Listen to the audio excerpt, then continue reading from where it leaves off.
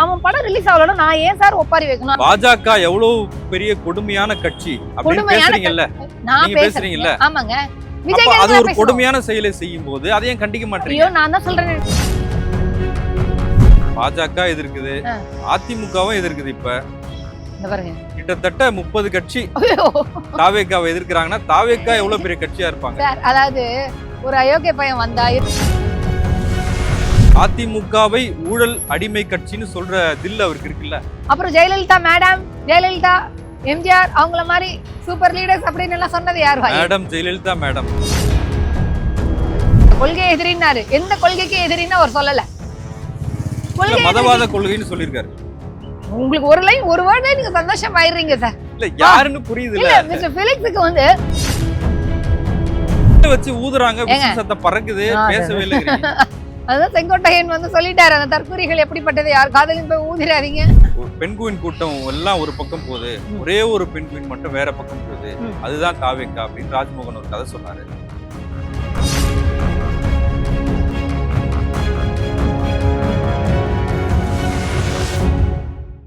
South beat அன்பு உறவுகளுக்கு வணக்கம். நான் ஃபெலிக்ஸ் என்பவொலி. இந்த நேர்காணலில் நாம் சந்திக்கிறப்பவர் திராவிட நட்பு கழகத்தைச் சேர்ந்த ஸ்ரீவித்யா அவர்கள். வணக்கம். வணக்கம். பொங்கலுக்கு வர வேண்டிய ஜனநாயகன் திரைப்படம் அது சென்சார் போர்டு எதிர்ப்பு தெரிவித்ததுனால இன்னும் காலதாமதம் ஆயிட்டு இருக்கு.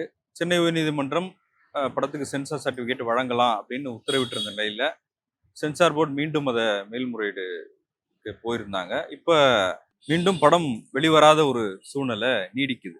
சமயமா செயல் வீரர்கள் கூட்டம் தான் எந்த அழுத்தமும் எனக்கு இல்லை, இந்த முகத்தை பார்த்தா அழுத்தம் இருக்கிற மாதிரியா தெரியுது, மக்களுக்கு தான் அழுத்தம் இருக்கு அப்படின்னு விஜய் பேசியிருந்தாரு. எப்படி பாக்குறீங்க? எங்களுக்கு ஒரு அழுத்தமும் இல்ல. ஜனநாயகன் படம் வந்தா என்ன, வராட்டி எங்களுக்கு அது வராதனால எங்களுக்கு ஏதாவது பிரச்சனையா இல்ல? இதுக்கு பின்னணியில பாஜக தான் இருக்கு அப்படின்னு பேசப்படுது. இருக்குதா இல்லையான்னு விஜய் வந்து சொல்லுங்க. நாங்க எதுக்கு பேசணும்? இல்ல மதத்தை இந்து மதத்தை புண்படுத்துற மாதிரி சில விஷயங்கள் இருக்கு. அப்புறம் ராணுவ படை அதுல சின்னங்கள்லாம் சில பயன்படுத்தி இருக்காங்க, அதுக்கு சரியான பர்மிஷன் வாங்கல அப்படின்லாம் சொல்லப்படுது. சென்சார் அப்படிங்கிறது வந்து மத்திய அரசினுடைய கட்டுப்பாட்டுல இருக்கு. அது வந்து ஒருதலை பட்சமாக தான் செயல்படுது அப்படிங்கிறத நம்ம தொடர்ந்து பார்த்துட்டு வரோம். பல படங்கள்ல ரிலீஸ் பண்ணும் பொழுது சென்சார் போர்டு வந்து அவங்களுக்கு மனசு புண்பட்டுடுச்சு அப்படிங்கிறதுக்காக நிறைய சீனை கட் பண்ண சொல்றதை நம்ம பார்த்துருக்கோம். இப்போ பராசக்தி ஆகட்டும், இதுக்கு முன்னாடி வந்த பேர்ட் கேர்ள் ஆகட்டும், இந்த மாதிரி நிறைய படங்கள் இதெல்லாம் எங்களுக்கு மனசு புண்படுது அப்படின்னு கட் பண்ணுது. மக்கள் யாருக்கும் மனசு புண்படலை, இவங்களுக்கு மட்டுமே மனசு, சென்சார் போர்டுக்கு மட்டுமே மனசு புண்படும்.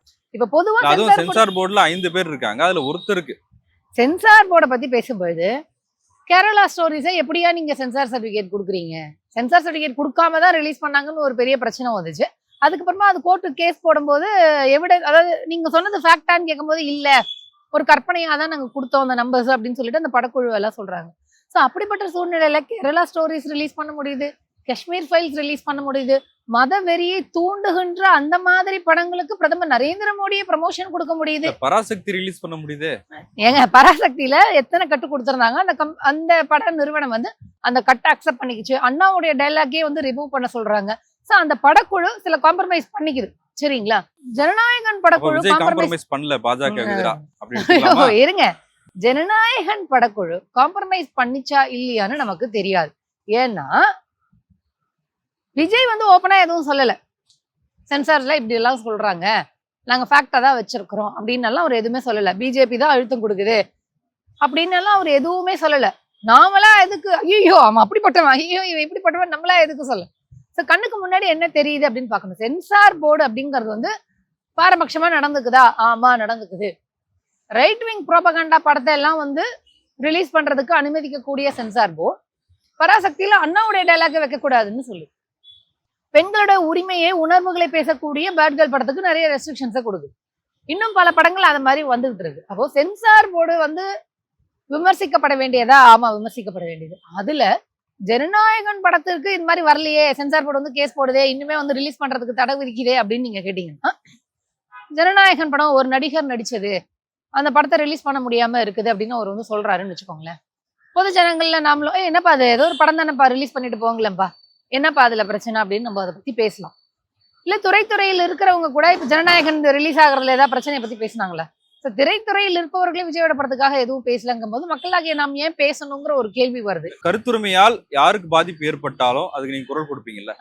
ஒட்டுமொத்தமா தமிழ்நாட்டுக்கே கருத்துரிமை இங்க பாதிக்கப்பட்டிருக்கும் பொழுது, உரிமை பாதிக்கப்பட்டிருக்கும் பொழுது நம்ம எல்லாரும் பேசும்பொழுது விஜய் வந்து பேசினாரான்னு எனக்கு ஒரு கேள்வி இருக்கு. அதான் திரும்ப சொல்றேன், ஒரு நடிகரோட படம் வெளில வரல நீங்க என்ன கேட்டீங்கன்னா, ஆமாப்பா ஏன்பா படம் வரல என்ன சொல்றாங்க பேசுறாரு, இருங்க சொல்லி முடிக்கிறேன் அப்படின்னு நம்ம வந்து பேசலாம். ஆனால் விஜய் அரசியலுக்கு வந்ததற்கு பிறகு அவர் ஒரு படம் நடிக்கிறார். அந்த படம் ரிலீஸ் ஆகுறதுல ஒரு பிரச்சனை இருக்கு. அப்ப நாம வந்து குரல் கொடுக்க வேண்டுமா வேண்டாமா?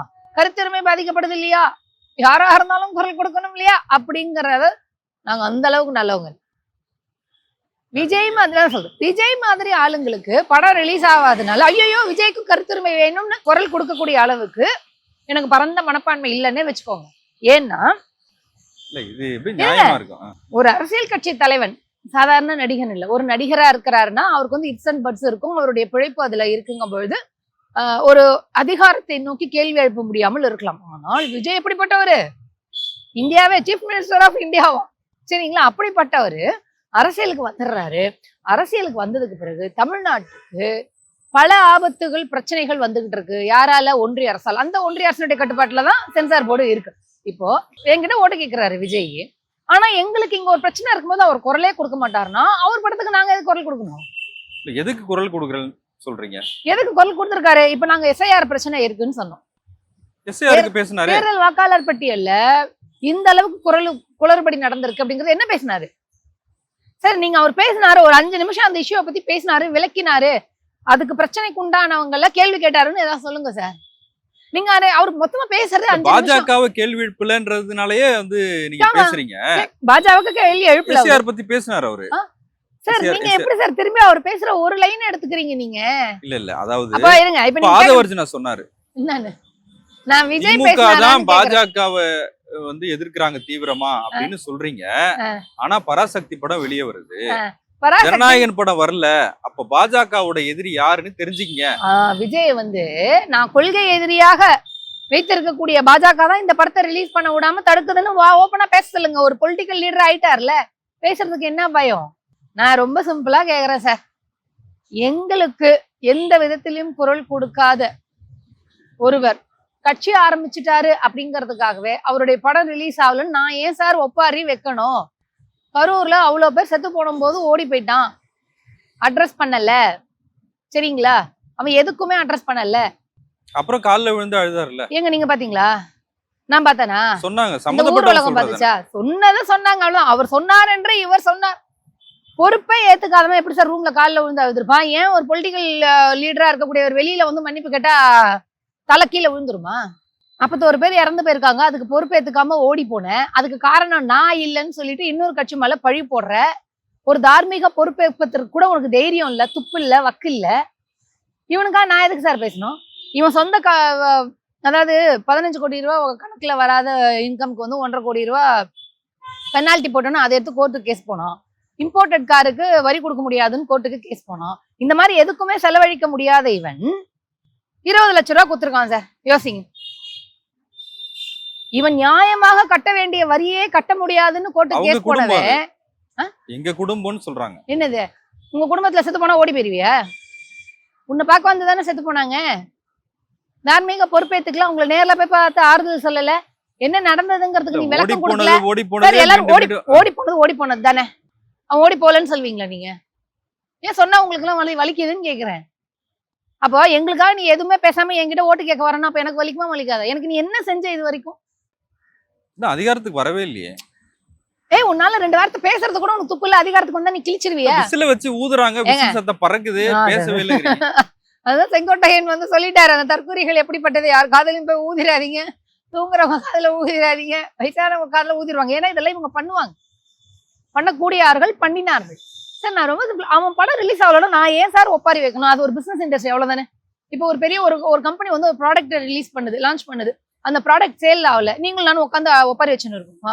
ஐயோ அந்த கார் சேல் ஆகல, ஐயோ இந்த பேஸ்ட் வியாபாரம் ஆகல, ஐயோ இந்த ட்ரெஸ் மாடல் வியாபாரம் ஆகல. பாஜக எவ்வளவு பெரிய கொடுமையான கட்சி அப்படின்னு பேசுறீங்கல்ல, நான் பேசுறீங்கல்ல. ஆமாங்க, விஜய் அப்ப அது எதுக்கு ஒரு பேசணும்? கொடுமையான செயலை செய்யும் போது அதையும் கண்டிக்க ஐயோ மாட்டீங்க. நான் தான் சொல்றேன், நான் அவ்வளவு பரந்த மனப்பான்மை விஜய் இல்ல உங்களை எதிர்க்கிறாரு, ஆஹா ரொம்ப வசதியா இருக்கு, அவங்க 2 பேரும் சண்டை போடுன்னு நினைக்கிறீங்களா? சார். நான் ரொம்ப பெரிய பரந்த மனப்பான்மை எனக்கு இல்ல. நீங்க எதிர்பார்க்கிற அளவுக்கு நான் நல்ல ஒண்ணும் இல்ல. எனக்காக குரல் கொடுக்காத ஒருவனுக்கு, இந்த தமிழ்நாட்டுக்காக குரல் கொடுக்காத ஒருவனுக்கு நான் எதுக்கு குரல் கொடுக்கணும்? அப்ப சந்தோஷப்படுறீங்க. என்னது, நான் அதை பத்தி கண்டுக்கவே இல்லை. எனக்கு அது தேவையே இல்லாத இண்டஸ்ட்ரி சார். என்ன சினிமாங்கிற ஒரு என்டர்டைன்மெண்ட் தானே. சினிமாவை தாண்டி நீங்க இது ஏன் அரசியல் சார், ஆயிடுச்சுல. அவன் 2000 ரூபாய் பிளாக் டிக்கெட் விற்கும் போது வாய திறந்தானா அவன்? ஐயோ ஏன் 2000 ரூபாய்க்கு பிளாக் டிக்கெட் வைக்கிறீங்க, என் படத்துக்கு வைக்காதீங்கன்னு அவன் சொன்னானா? இல்ல இல்ல என்ன அதிமுக மாதிரி சார். பேசுறீங்க? நான் என்ன கேட்கிறேன், அப்புறம் இன்னொரு படத்துக்கு இதே திரைத்துறையில் மத்த படங்கள் ரிலீஸ் ஆகாத போது பிரச்சனை வரும்பொழுது விஜய் வாய திறந்தானா? உன்னோட இண்டஸ்ட்ரி தானே. அந்த இண்டஸ்ட்ரியில சம்பந்தமே இல்லாத என்கிட்ட வந்து நீங்க அந்த படத்தை குரல் கொடுக்க கூடாதான்னு என்ன கேக்குறீங்களே. அதே திரைத்துறையில் படங்கள் ரிலீஸ் ஆகாமல் இருந்த பொழுது, பல கலைஞர்களுக்கு பிரச்சனை வந்த பொழுது, இப்ப பிஜேபியால திரைத்துறையில் இருக்கக்கூடியவர்களுக்கு பல அழுத்தங்கள் வரும்பொழுது இவன் பேசினானா? எப்படியா இந்த மாதிரி கேரளா ஸ்டோரிஸ், காஷ்மீர் ஃபைல்ஸ் சொல்லி இவ்வளவு மோசமான படங்களை எடுத்து மக்கள் கிட்ட வந்து மதவெறியை பரப்புறீங்கன்னு இவர் வந்து கண்டிச்சாராத? அதே திரைத்துறையில் அப்படி இருக்கு, அதெல்லாம் கண்டிச்சாரா? திரைத்துறையில இருக்கவங்களுக்கு இவ்வளவு பிரச்சனைகள் வரும்போது இவர் குரல் கொடுத்தாரு. அப்புறம் எதுக்கு சார் நான் இவர் குரல் கொடுக்கணும்? அவரை வச்சு படம் எடுத்த ப்ரொடியூசரை பத்தி இவர் அக்கறை இல்ல, இவர் குரல் கொடுக்கல, நான் எதுக்கு குரல் கொடுக்கணும்? எதுக்கு சார் இவர் பேசினாருன்னு சொல்லுங்க. பிஜேபி கொள்கை எதிரின்னு பேசியிருக்காரு. தலைவா படம் வரலன்னும் போது சிஎம் கிட்ட, ஜெயலலிதா கிட்ட அப்பாயின்மெண்ட் கேட்டு பேசினார்ல. இப்ப போய் மோடி கிட்ட பேசி அப்பாயின்மெண்ட் வாங்கி பேச சொல்லுங்க சார். ரொம்ப சிம்பிள் சார். ஜனநாயகம் ரிலீஸ் ஆகணும் ஆகலன்னா என்ன சார், ஓப்பனா சொல்லுங்க. எதனால இந்த படம் ரிலீஸ் ஆகல? அவங்க வந்து மதவெறியை தூண்டுற மாதிரி இருக்குது, இதெல்லாம் பயன்படுத்தி இருக்கிறேன்னா இவங்களுக்கு வாய் இருக்குதுல, திருப்பி கேளு. உனக்கு வாய் இருக்குல்ல, ஏன்டா மதவெறி பரப்புற படத்தெல்லாம் நீ ரிலீஸ் பண்ண? என் படத்துல நான் அப்படி என்னையா வச்சிருக்கேன், அப்பெல்லாம் ஒண்ணுமே வச்சில்லையா அப்படின்னு நான் ஒண்ணு பேச சொல்லுங்க சார்.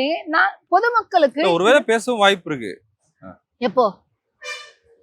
இப்ப வரைக்கும் பேசலையே. இப்ப வரைக்கும் பேசலையே சார். சார் இந்த மக்கள், அதாவது இவனால பாதிக்கப்பட்ட பொழுது கூட இவன் வரல. இவன் பக்கத்திலேயே வண்டி அடிபட்டு சாகும் போது கூட, இவன் வண்டியோட விழுந்த போது கூட இவன் வாய் திறக்கல. எதுக்குமே இவன் பேசல. இவன் கிட்ட ஒரு பிரஸ் ரிலீஸ் கொடுன்னா கொடுக்க மாட்டேன்றான். திமுக எதிர்க்குது, பாஜக எதிர்க்குது, அதிமுகவும் எதிர்க்குது. இப்ப இந்த பாருங்க, கிட்டத்தட்ட 30 கட்சி தாவேக்காவை எதிர்க்கிறாங்கன்னா தாவேக்கா எவ்வளவு பெரிய கட்சியா இருப்பாங்க சார். அதாவது ஒரு அயோக்கிய பையன் வந்தா இருக்கிறவங்க எல்லாம் எதிர்க்கதான் செய்வாங்க. அதாவது நீங்க உடனே அப்ப நீங்க எல்லாரும் இதுவா அப்படின்லாம் கேட்க கூடாது. விஜய் வந்திருக்கான், அதிமுக விஜய் அடிக்கிறதுக்குலாம் வேற பதில் நான் சொல்லிக்கிறேன். விஜய் அரசியலுக்கு வந்து அவர் பாட்டுக்கு ஏதாவது ஒன்று பேசிட்டு போயிருந்தாருன்னா ஓகே. ஆனா பேசக்கூடாதது, அவதூறு, வதந்தி, பொய் இதெல்லாம் பேசினா அதனால நாங்க எதிர்க்கிறோம். இல்லைன்னா அவர் எதிர்க்கணுங்கிற அவசியம் எங்களுக்கு என்ன வந்து? அவர் வரும்போது வரவேற்றோம்ல, வராருப்பா, வரட்டும்பா, சூப்பர்ப்பா, ஃபேனா நாங்கெல்லாம் வரவேற்க தானே செஞ்சோம். அதிமுகவை ஊழல் அடிமை கட்சின்னு சொல்ற தில் அவருக்கு இருக்குல்ல. எங்க ஓப்பனா சொன்னாரா? சொன்னாரு. என்ன ஆண்ட கட்சி ஆள்ற கட்சி அப்படின்னு சொன்னாரு, அதிமுகன்னு சொன்னாரு.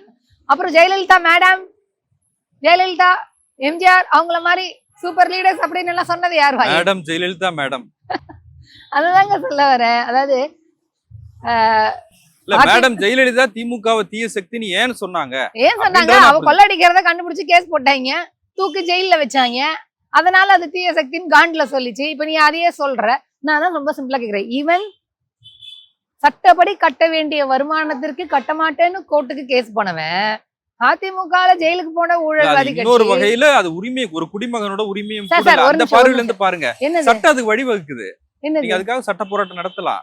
எதுக்கு எனக்கு வரி விலக்கு வேணும் அப்படின்னு சொல்லி சார். அதெல்லாம் அததான் சார் சொல்ல வரேன். இவன் சட்டப்படி கட்ட வேண்டிய வரிக்கு நான் கட்ட மாட்டேன்னு போனவன். கரூரில் செத்து போனவங்களுக்கு 20 லட்ச ரூபாய் எதுக்கு கொடுத்தான்? எதுக்கு அட்ரஸ் பண்ணாம ஓடி போனோம்? எதுக்கு தார்மீக பொறுப்பு எதுக்காம ஓடி போனாங்கிறதெல்லாம் நீங்க வந்து டாட்டெல்லாம் கனெக்ட் பண்ணி பாத்தீங்கன்னா புரியும்னு சொல்ல வரேன். இப்போ இவன் வந்து சந்தடி சாக்குல அதிமுகவும் ஆண்ட கட்சிகள் ஆள்ற கட்சிகள்லாம் வந்து ஊழல்வாதின்னு சொன்னால தண்டிக்கப்பட்டது ஜெயலலிதா தானே. அப்ப இதுல நேர்மையே இல்லாம திமுகவையும் இவன் சேர்க்கிறான் அப்படின்னு சொன்னா இவனுக்கு நேர்மை இல்லைன்னு அர்த்தம். அதனால இவனுக்காக எதுக்கு பேசணும்னு நான் கேட்கிறேன். இவனுக்காக நான் எதுக்கு சார் பேசணும்? செங்கோட்டையன் அங்க இருந்தானே வந்தாரு, அந்த ஊழல் கட்சி அப்படின்னா. அப்ப அந்த ஊழலுக்கு செங்கோட்டையன் துணை நின்று இருப்பாரு இல்லையா? இப்ப அவர் உங்ககிட்ட வந்தோன்னா ஒரு புனிதர் ஆயிட்டாரா? அப்ப தண்டிக்கப்பட்ட ஒரு கட்சியை வந்து நீ பகிரங்கமா சொல்றதுக்கும் உனக்கு துப்பு இல்ல. நீ கொள்கை எதிரின்னு சொன்ன பிஜேபி கூட அதிமுக கூட்டணி வச்சிருக்கு. அதை கண்டிச்சாரா இவரு? இப்படிப்பட்ட கொள்கை, மோசமான கொள்கை உடைய பிஜேபி, அது என்னன்னு இது வரைக்கும் சொல்லல. கொள்கை எதிரின்னாரு, எந்த கொள்கைக்கு எதிரின்னு அவர் சொல்லல. மதவாத கொள்கைன்னு சொல்லியிருக்காரு. உங்களுக்கு ஒரு லைன் ஒரு வேர்டே நீங்க சந்தோஷம் ஆயிடுறீங்க சார். இல்ல யாருன்னு புரியுது இல்ல இல்ல. மிஸ்டர் ஃபெலிக்ஸுக்கு வந்து மதவாத கட்சி பிஜேபி அப்படின்னு சொன்னா புரிஞ்சிடும். ஆனா மதவாத சக்திகளும் ஆ. ஊழல் சக்திகளும் இருங்க அப்படின்னு சொல்றாருல. மதவாதம்னா மத- பாஜக, இல்ல ஃபெலிக்ஸ் ஊழல்னா திமுக. அது அவர்தான் சொல்றாரு. ஊழல்ல திமுக ஜெயலலிதா அங்க ஊழல் இல்லையா? ஒன்றியத்துல யார் ஆட்சியில இருக்காங்க, சரி. மாநிலத்துல யார் ஆட்சியில இருக்காங்க? அதிமுக நான் அததான் திரும்ப திரும்ப சொல்றேன். உங்களுக்கு எல்லாம் எவ்வளவு வசதியா இருக்கு, யாருக்குமே நேர்மை இல்லைன்னு ஏன் சொல்றேன்னா, தண்டிக்கப்பட்ட கட்சி அதிமுக. ஏன் அத சொல்லாம செந்தரி சாக்குல எல்லாத்தையுமே திமுக சேர்த்துக்கிறீங்க? அப்ப நான் இவனுக்காக எதுக்கு சார் குரல் கொடுக்கணும்? நேர்மை இல்லாதவனுக்கு நான் எதுக்கு சார் குரல் கொடுக்கணும்? உனக்கு தைரியம் இருந்தா ஜெயலலிதா ஊழல் செய்து விட்டு ஜெயிலுக்கு போன கொள்ளைக்காரின்னு பேசு. பாஜக மதவெறியை பரப்புகின்ற, தமிழ்நாட்டினுடைய உரிமையை பறிக்கின்ற ஒரு கட்சி. அந்த கட்சியோடு எங்களோட கொள்கை எதிரி கட்சி பிஜேபியோடு அதிமுக கூட்டணி வச்சிருக்கு. இதுங்க ரெண்டும் வந்து மோசமான கட்சி அப்படின்னு சொல்லுங்க. சொல்ல மாட்டேன்றானே. திமுக மட்டும் திட்டுறதுதான் உங்களுக்கு கோவம் வருது. நீ திமுகவை யாரும் விமர்சிக்க கூடாதுன்னு நாங்க சொல்லல. அவதூறு வதந்தி பொய் பரப்பாதன்னு சொல்றேன். இப்ப எப்படி இவன் எப்படி சொல்றான்? வருமானத்திற்கு வரி கட்ட மாட்டேன்னு கோர்ட்டுக்கு போனது உரிமை அப்படின்னு நீங்க சொல்றீங்க. அவன் நல்லவன் தான் அப்படின்னு நீங்க சொல்றீங்க. ஆனால் ஜெயலலிதா ஊழலால் தண்டிக்கப்பட்டவர். திமுக அப்படி யாரும் இல்ல. ஏன் திமுகவையும் சேர்த்து சொல்றீங்க அப்படின்னு சொன்னா யாருக்கிட்டையும் பதில் இல்ல. மக்கள் சொல்றாங்க. என்ன மக்கள் சொல்றாங்க? என்ன மக்கள் சொல்றாங்க? அதே மக்களும் விஜய் கழுவி ஊத்துனாங்களே, அதையே யாரும் எடுத்துக்க மாட்டேங்கிறீங்க. உங்களுக்கு வசதியா இருக்கு. திமுக ஒவ்வாமை அப்படிங்கிறது இங்க காலம் காலமாக இருக்குது. அதை பயன்படுத்தி இவன் ஓட்டு பொறுக்க முடியுமான்னு தான் இவனும் வந்திருக்காங்கிறதுனால நாங்க விமர்சிக்கிறோம். உன்னுடைய கொள்கையை சொல்லி, உன்னுடைய திட்டங்களை சொல்லி நீ என்னைக்கா ஓட்டு வாங்குறியா? எங்களுக்கெல்லாம் அழுத்தம் கொடுத்துட முடியுமா அப்படின்னு நீ வந்து வெக்கமே இல்லாம பேசுறீங்க. பிஜேபி இவ்வளவு பண்ணுதே, உன்னை நம்பி ஒரு ப்ரொடியூசர் படம் போட்டிருக்காரு, அதுக்கே குரல் கொடுக்காதவன் மாநில உரிமைக்காக குரல் கொடுத்துருவானா சார்? வீட்டுக்கு ஒரு பைக் வாங்கி கொடுப்பது நிச்சயம், கார் வாங்கி கொடுப்பது லட்சியம் எல்லாம் பேசினாரு சார். யார் என்ன வேணும் சொல்லல, சரிங்களா? அதே கட்சியை சேர்ந்தவர்கள் 1000 ரூபாய் உரிமை தொகை கொடுப்பதை மலினமாக பேசிய கட்சிக்காரர்கள் தான் அந்த கட்சிக்காரர்கள். அப்போ இவங்க பேசுறது மேடையில் வாய் இருக்குங்கிறதுனால கார் கொடுப்பேன், பைக் கொடுப்பேன் இப்படின்னு எல்லாம் பேசுவது ஒரு ஆக்கப்பூர்வமான ஒரு விஷயமா? அதை இவங்க எந்த அடிப்படையில் ஆய்வு செய்து சொன்னார்கள் அப்படின்னு ஒரு திட்ட அறிக்கை போட்டு கொடுத்தாங்களா? முன்னாடி மாதிரி இப்ப எதுவா இருந்தாலும் ஜஸ்ட் லைக் தட் பேசிட முடியாது சார். ஏன்னா திமுக ஆட்சியில் இருந்த கட்சி சார். திமுக ஆட்சியில் இருந்த கட்சி. அவங்க ஒண்ணு சொல்றாங்க, ஒரு ப்ராமிஸ் பண்றாங்க அப்படின்னா பாசிபிலிட்டிஸ் 90% இருக்கும் அப்படின்னு நம்ம நம்ப முடியும். ஏன்னா அவங்க ஆல்ரெடி எக்ஸிக்யூட் பண்ணி காமிச்ச ஒரு கட்சி. புதுசா ஒருத்தர் வருவாரு, நான் கார் கொடுப்பேன், பைக் ஒவ்வொருத்தர் வீட்டுக்கு ஒண்ணு கொடுப்பேன், ஒரு வீடு கொடுப்பேன் அப்படின்னா நம்புறதுக்கு அளவுக்கு நாங்க என்ன முட்டாளா சார்? கேள்வி கேட்போம்ல சார். ரொம்ப சிம்பிளா நான் கேட்கிறேன். இவ்வளவு பேசிட்டாருன்றீங்க இல்லையா? இதுக்கு நிதி ஆதாரம் வேணும் இல்லையா? இப்ப இருக்கிற கூட பட்ஜெட்டை விட அதிகமான பட்ஜெட் போகும். இப்போ வாங்குற கடனை விட அதிகமா கடன் வாங்க வேண்டியதுக்கு வரும். இப்போ அவரை சொல்லுங்க, எங்க இருந்து நிதியை திரட்டி இதை எக்ஸிக்யூட் பண்ணுவாரு? இப்ப சொல்லணும்ல.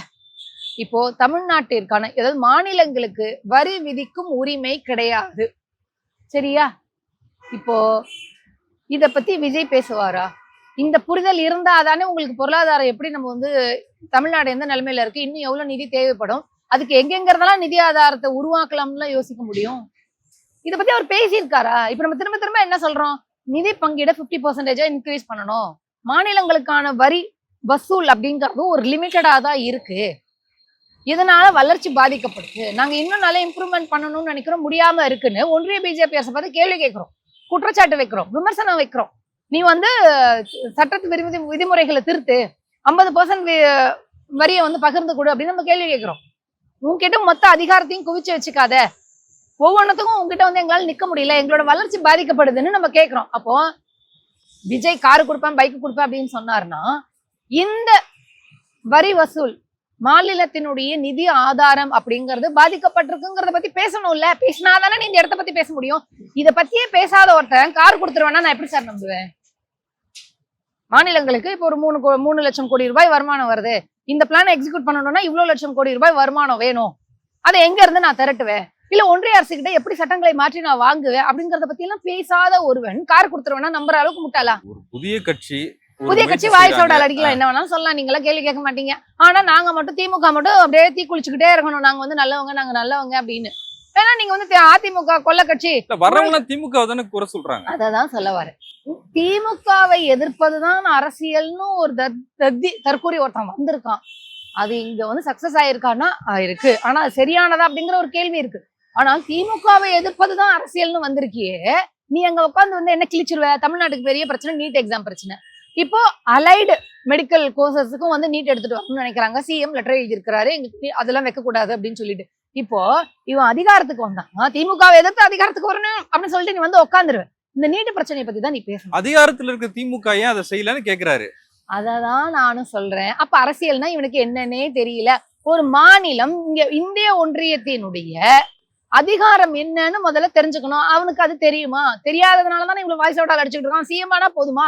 இங்க எல்லாத்தையும் கிழிச்சிட முடியுமா? ஒரு மாநிலம், ஒரு ஒட்டுமொத்த மக்களும் சட்டமன்றத்தில் தீர்மானம் நிறைவேற்றியும் ஒரு மாநிலத்தால் நீட் தேர்வை ரத்து செய்ய முடியவில்லை அப்படின்னா இந்திய ஒன்றியத்தில் ஒரு மாநிலத்தினுடைய அதிகாரம் அப்படிங்கிறது ஜீரோவா இருக்குன்னு நீங்க புரிஞ்சுக்க வேண்டாமா? இப்ப வந்து நான் அதிகாரத்துல உட்காரணும், கிழிச்சிருவேன் எப்படா கிழிப்பாங்க? கிழிக்க முடியலையே. அனைத்து ஜாதியினரும் அர்ச்சகராகலாம்னு ஒரு சட்டம் கொண்டு வந்து இங்க இருக்கக்கூடிய கபாலீஸ்வரர் கோவில்லையோ, பார்த்தசாரதி கோவில்லையோ, மதுரை மீனாட்சி அம்மன் கோவில்லையோ ஒரு அர்ச்சகரை நியமிக்க முடியல.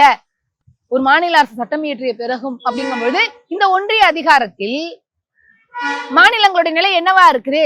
சட்டம் இயற்றும் உரிமை மாநிலங்களுக்கு கிடையாது, வரி விதிக்கும் உரிமை மாநிலங்களுக்கு கிடையாது, இது வேணும் இது வேணாம்னு சொல்றதுக்கும் மாநிலங்களுக்கு அதிகாரம் கிடையாது. என்னது இது? மாநில பட்டியல், அதிகார பட்டியல்ல இருக்கிற விவசாயத்துல கூட இவங்க வந்து மூக்கு நுழைப்பாங்க. அது நம்மளால வந்து தடுக்க முடியல, எதிர்த்து போராட வேண்டியிருக்கு. இப்படிப்பட்ட நிலை இருக்கும் பொழுது திமுக ஏன் செய்யல? இந்த நாட்டில் யார் எங்க வந்தாலும் உட்காந்து செய்ய முடியாது, அதை எதிர்த்து போராடணும். திமுக போராடிட்டு இருக்கு.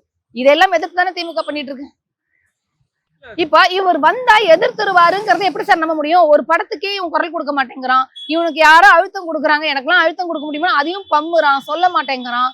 ஒரு பிரச்சனை அப்படின்னா பேச மாட்டேங்கிறான். ஒன்றியம் வந்து தமிழுக்கும், தமிழ் உரிமைக்கும், தமிழ் மொழிக்கும் எந்த அளவுக்கு பிரச்சனை பண்ணிக்கிட்டு இருக்குங்கிறத திமுக எதிர்க்குது. இவன் எதிர்க்கிறானா? இவன் பேசுறானா? ஜனநாயகத்துக்கு நீங்க குரல் கொடுக்க வேண்டாமா? கருத்துரிமை அப்படின்னு நீங்க என்ன வந்து கேக்குறீங்க. கீழடியோட அறிக்கையை ஏத்துக்க மாட்டோம் அப்படின்னு சொல்லிட்டு ரிஜெக்ட் பண்ணி வச்சிருக்காங்க. அதுக்கு இவன் குரல் கொடுத்தானா? இந்திய ஒன்றியத்தில் ஒரு திட்டங்களுக்கு கூட தென் மாநிலங்கள் பெயர்ல இல்ல, எந்த மொழியிலுமே தென் மாநில மொழிகள்ல பெயர் இல்ல, தமிழ்லையும் இல்ல. நம்ம கேள்வி கேட்கிறோம். இன்னொன்னு, இந்தியா ஏத்துக்கலன்னு சொல்லிட்டு 3500 கோடி ரூபாய் நிதியை வந்து சமரச சிக்ஷா அபியானுக்கு நிறுத்தி வச்சிருக்க ஒன்றிய பிஜேபி அரசு. இவன் கேட்டானா? இதை இவன் கேட்காத போது இவன் ஜனநாயகம் படம் ரிலீஸ் ஆகணும்னு ஏன் என்கிட்ட வந்து கேக்குறீங்க? அப்ப எனக்கு கோவம் வருமா வராது? இங்க பள்ளி கல்விக்கான நிதியை வந்து தடுத்து வச்சிருக்கு பிஜேபி அரசு. ஒரு முதலமைச்சர் கோர்ட்ல கேஸும் போட்ட பிறகு கூட இவங்க இன்னும் அதை ரிலீஸ் பண்ணாம இருக்கிறாங்கன்னா ஏன் திமுக பண்ணல? ஏன் திமுக பண்ண திமுக பண்ணல? நீ வாய் தரைய, நீ வாய் திறந்துற. நீங்க ஒரு லைன் பேசினாலே இவ்வளவு சந்தோஷப்படுறீங்களே. 3500 கோடி ரூபாய் கொடுக்கல சார், அவனை பேச சொல்லுங்க சார், அவனை தயவுசெய்து பேச சொல்லுங்க. எதுக்குமே பேசாத படம் ரிலீஸ் ஆனா என்ன, எனக்கு ஆகட்டா எனக்கு என்ன சார்? ஒரு ஃபேனா இருந்த போதாவது இந்த படம் ஏதோ ரிலீஸ் ஆகணும்னா ஃபீல் பண்ணியிருப்பேன். ஆமா, கொஞ்சம் வந்து ஃபீல் பண்ணியிருப்பேன். இப்ப சுத்தமா இல்ல, எங்களுக்காக அவன் பேசலையே சார். இப்ப நாங்க வந்து மும்மொழியை திணிக்க கூடாதுன்னு சொல்றோம், சரிங்களா? புதிய கல்விக் கொள்கை வேண்டாம்னு சொல்றோம், நீட்டு வேண்டாம்னு சொல்றோம். அப்புறம் எல்லாத்தையும் வேணாம் தானே சொல்றாரு. எங்க சொன்னாரு? உங்களுக்கு மட்டும் ரகசியமா காதுல வந்து சொன்னாரா மிஸ்டர் பிலிக்ஸ்? அவர் சொல்லல, அதை பத்தி பேசல. அவர்களுடைய தொண்டர்களுக்கு இதை பத்தி பேசல. அவருடைய தொண்டர்கள் அவர் என்ன பண்ணி வச்சிருக்கிறாருன்னா, காலம் காலமாக இங்க திமுக எதிர்ப்பு ஓட்டு ஒண்ணு இருக்கு, அதை அறுவடை பண்ணணுங்கிறதுக்காக மட்டும்தான் அவர் வந்திருக்கிறார். கொள்கை எதிரி பத்தி விளக்கமா பேசல. இதுக்கு முன்னாடி ஆண்ட கட்சி அதிமுக பத்தி அதுக்கான ஜனநாயக உரிமை அவருக்கு இருக்குல்ல. என்ன ஜனநாயக உரிமை? திமுக எதிர்க்கிறதுக்கான ஜனநாயக உரிமை, தேர்தலுக்கு வந்து நிக்கலாம், அந்த உரிமை அவருக்கு இருக்குல்ல. நீ எதிர்த்துட்டு போயா, ஆனா பொய் அவதூறு பரப்பாதையா? அதாவது உன்னுடைய தொண்டர்களை முட்டாளாக்காத. என்ன சொல்றாரு? களத்துல இல்லாதவர்களை பத்தி எல்லாம் நான் பேச மாட்டேன். அட பைத்தியக்காரா! அதான் திரும்ப சொல்றேன். யாரு களத்துல இல்ல? நீட் எக்ஸாமுக்கு திணிச்சது யாரு? பிஜேபி. இந்தியை திணிக்கிறது யாரு? பிஜேபி. கீழடி அறிக்கை ரிலீஸ் பண்ண மாட்டேன்னு சொல்றது யாரு? பிஜேபி. எஸ்ஐஆர்ல குளறுபடி பண்ணது யாரு? சட்டத்துக்கு புறம்பா அதை எடுத்துட்டு வந்தது யாரு? பிஜேபி. இப்படி எல்லா விதத்திலையும் தமிழ்நாட்டுக்கு எதிராக பண்றது பிஜேபி. இப்ப பிஜேபி களத்துல இல்லையா? பிஜேபி களத்துல இல்ல, அதனால நான் அதை பத்தி பேச மாட்டேன்னு சொல்றானா? அவன் முட்டாளா இருக்கணும், இல்ல அவன் ஃபாலோவர்ஸை முட்டாளாக்குறான்னு அர்த்தம். அவனுக்கு எதுக்கு சார் நான் பேசணும்? இல்ல, இப்ப திருப்பரங்குன்றம் விஷயத்துல கூட ஒன்னு சொல்லி இன்னொரு பிரச்சனையை உருவாக்க வேண்டாம் அப்படின்னு அவர் நினைக்கிறாரு. பைத்தியமா? ஒரு பொலிட்டீஷியனுக்கு வந்து ஒரு ஃபோர்காஸ்டிங் பவர் வேண்டாம்? எதுக்காக ஒருத்தன் இப்படி பண்றான்னு யோசிக்க வேண்டாம்? இப்ப நாங்க சொல்றோம்ல, அவன் இப்படி எதுக்கு அவதூறு வதந்தியும் பரப்புறானோ அவனு பிஜேபி அரசு இறக்கி விட்டு ஆரிய குட்டின்னு நாங்க ஜட்ஜ் பண்ணி சொல்லல, கண்டுபிடிக்கல. அப்போ இவன் ஒரு பொலிட்டிக்கல் லீடரா வந்திருக்கான். திருப்பரங்குன்றத்துல பிஜேபியும் ஆர்எஸ்எஸும் ஏன் இந்த அயோக்கியத்தன வேலையை பண்ணதுன்னு ஒருத்தன் யோசிக்க மாட்டான்? எங்க அங்க உத்தரப்பிரதேசத்துல என்ன நடந்துச்சு? திருப்பரங்குன்றத்தை இன்னொரு அயோத்தியா மாத்துவோன்னு ஓப்பனா பிஜேபிக்கான ஸ்டேட்மெண்ட் விடுறான். அப்ப இதோட சீரியஸ்னஸ் புரிய வேண்டாம்? எங்க சம்பந்தமே இல்லாமல் நீதிமன்றங்களில் இருக்கக்கூடிய நீதிபதிகள் உட்பட இப்ப சங்கிகளாக மாறி ஒரு மத கலவரத்திற்கு ஆதரவாக தீர்ப்பு கொடுக்கக்கூடிய ஒரு சூழல் நிலவி இருக்கும் பொழுது இந்த ஆபத்தை உணர முடியாதவன் ஒரு அரசியல் கட்சி தலைவனா? சம்பந்தமே இல்லாம மதுரை கிளை கோர்ட்ல வந்து தீர்ப்பு கொடுத்துக்கிட்டு இருக்காங்க சார். ஒரு பொலிட்டிக்கல் லீடர்னா அன்றாடம் நடக்கக்கூடிய நிகழ்வுகளை பத்தி அவன் ஒரு ஒப்பீனியன் கொடுத்தா அவருடைய கட்சி தொண்டர்களை வந்து அவேர்னஸ் கொடுக்கணுமா இல்லையா? இல்ல அதுதானே மோடி சொல்றாரு, நீதிமன்றத்தையே அவமதிக்கிறாங்க தமிழ்நாட்டுலன்னு. நீதிமன்றங்கள் முழுக்க சங்கிகள் நிரம்பி இருந்தால் வேற என்ன பண்ண முடியும் சார்? இப்போ அந்த திருப்பரங்குன்றத்துல விஷயத்துல மதுரை சென்னை கிளையில நீங்க பாத்தீங்க அப்படின்னா அங்க இருக்கக்கூடிய நீதிபதிகள் எல்லாருமே சங்கிகளாக மாறி RSS பிஜேபிக்கு ஆதரவா தீர்ப்பு கொடுத்துக்கிட்டு இருக்காங்க சார். இது எவ்வளவு பெரிய ஆபத்து சார். இப்ப இதை பத்தி அவன் பேசணும்ல. எதுக்கு திமுக அப்படியே எக்ஸிக்யூட் பண்ணிட்டு போக வேண்டியதானு கேக்குறானா? அப்ப இவன் ஒரு பொலிட்டிக்கல் லீடரே கிடையாது. இவனுக்கு ஒரு போர்காஸ்டிங் பவரே இல்ல. தமிழ்நாட்டுக்கு ஒரு ஆபத்து வரும் அப்படிங்கறத ஒருத்தன் வந்து யூகிக்க முடியாதவன் என்ன அரசியல்வாதின்னு நான் கேக்குறேன். உனக்கு தெரியல, நீ புதுசா இருக்க, உன் பக்கத்துல ஒரு அட்வைசர்ஸ வச்சுக்கணும்ல. இவன் பக்கத்துல இருக்க அட்வைசர்ஸ்ல யாரு?